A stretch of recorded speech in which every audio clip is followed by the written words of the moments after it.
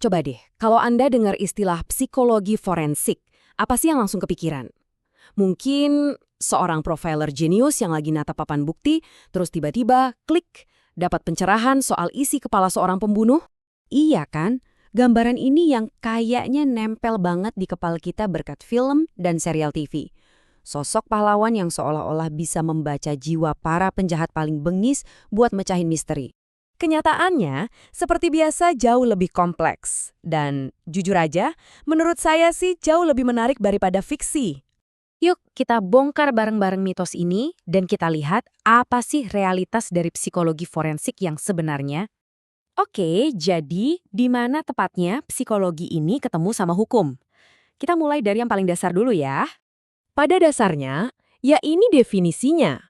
Ini bukan soal kemampuan supernatural atau baca pikiran loh, tapi ini tentang gimana kita menerapkan ilmu pengetahuan yang sistematis ke dalam proses hukum. Dan slide ini nunjukinnya dengan pas banget. Coba bayangin, psikologi itu kan ngulik kenapa orang bertindak. Sementara hukum nentuin akibat dari tindakan itu. Nah, psikologi forensik jadi jembatan di antara keduanya buat ngasih konteks yang krusial banget dalam sebuah kasus. Nah, ini nih yang menarik dan penting banget buat kita bedain. Psikolog forensik itu bukan psikiater, mereka bukan dokter medis. Mereka juga beda sama kriminolog yang ngelihat kejahatan sebagai fenomena sosial yang luas. Psikolog forensik fokusnya itu ke individu di dalam sistem, baik itu pelaku, korban, maupun saksi. Terus gimana sih kerjaan mereka di lapangan? Yuk kita coba ikutin jejak mereka, mulai dari tempat kejadian perkara sampai ke balik jeruji besi. Ini dia pertanyaan utamanya kan, kalau kerjaan mereka nggak sedramatis yang di film-film itu, terus ngapain dong mereka? Jawabannya, ternyata jauh lebih luas dari yang kita bayangin. Gampangnya, peran mereka itu ada di 3 tahap krusial dalam sistem peradilan. Kita bakal bedah satu persatu, mulai dari tahap yang paling awal, investigasi. Nah, disinilah pas kasusnya masih anget dan bukti-bukti masih dikumpulin, keahlian mereka pertama kali dibutuhkan. Oke, profiling itu emang ada. Tapi ini bukan sulap ya. Ini tuh analisis bukti yang super teliti. Mereka ngelihat gimana cara kejahatan itu dilakukan, buat bikin hipotesis tentang tipe orang seperti apa yang mungkin jadi pelakunya. Dan itu semua berdasarkan riset dan data perilaku, bukan tebak-tebakan. Tapi peran mereka jauh lebih dari itu. Lihat deh di sini, ada yang namanya wawancara kognitif. Ini keren banget. Jadi, daripada nanya mobilnya warna merah kan, yang bisa aja malah nanemin memori palsu, mereka akan minta saksi untuk, coba deh gambarin lagi suasana di sana. Apa yang Anda dengar? Tujuannya? Buat memicu ingatan yang otentik, tanpa sugesti. Oke, dari lapangan investigasi, keahlian mereka sekarang bergeser ke arena di mana nasib seseorang ditentukan. Disinilah peran mereka jadi kayak seorang penerjemah.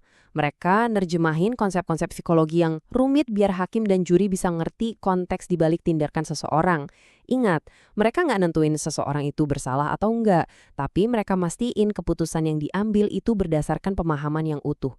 Dan bahkan setelah palu hakim diketuk pun, kerjaan mereka seringkali baru masuk ke babak yang paling penting untuk masa depan. Bagian ini yang jarang banget diekspos tapi krusial banget. Tujuannya bukan cuma ngehukum, tapi rehabilitasi. Dengan menilai risiko dan ngasih terapi, mereka itu secara aktif bekerja buat mutus siklus kejahatan. Ujung-ujungnya, biar masyarakat kita jadi lebih aman. Jadi gimana caranya para ahli ini nyatuin semua potongan puzzle-nya? Ada sebuah kerangka analisis yang kuat banget buat ngelihat gambaran besarnya. Poin kuncinya adalah sebuah kejahatan itu nggak pernah terjadi di ruang hampa. Kita nggak bisa cuma fokus ke pelakunya doang buat ngerti apa yang sebenarnya terjadi. Kerangka ini ngelihat 4 elemen. Tentu ada penjahat dan kejahatan itu sendiri. Terus ada korban.